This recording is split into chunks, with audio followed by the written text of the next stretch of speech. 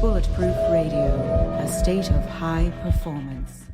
Now, you said something else in the book that I found interesting, and I wasn't sure really what it meant, but it's that in group sex fantasies, that the action is more important than the setting or the people.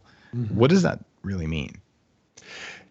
What I mean by that is that it's the idea, the activity, the fact that there's three people there, there's an extra body, other genitals that you can touch and see and explore, and new activities and things that you can do that you wouldn't be able to do with just one other person. And it doesn't matter as much who the other people are. It doesn't matter where it takes place, if it's your bedroom or anywhere else, really.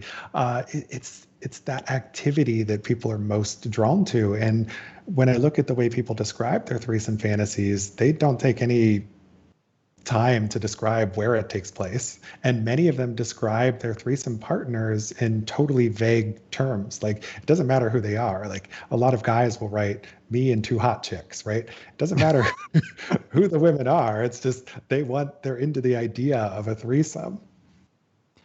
Yeah, I think it's a common fantasy. Certainly, I think everyone I know in college was thinking, wouldn't that be amazing? Wouldn't that be amazing? How many people actually went through and did it and found out that it was more work than they thought it was? Who really knows, right?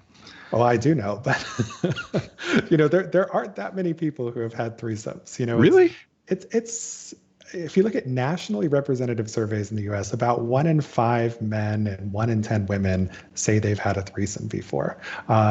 If you break it down by sexual orientation, people who identify as gay or bisexual, much more likely to have threesomes than people who are heterosexual. But the reality is that most people have fantasized about threesomes, but relatively few have ever actually done it. And threesomes are actually the fantasy that are least likely to turn out well when people go to act on it, because they do get into that situation and realize, hey, this is more work, or, oh, suddenly I'm jealous. Like, I didn't realize how I would feel if my partner was getting attention from somebody else, or who's supposed to do what with whom and when and what goes where. And it's just, people don't have a script for it. I fully would agree with that.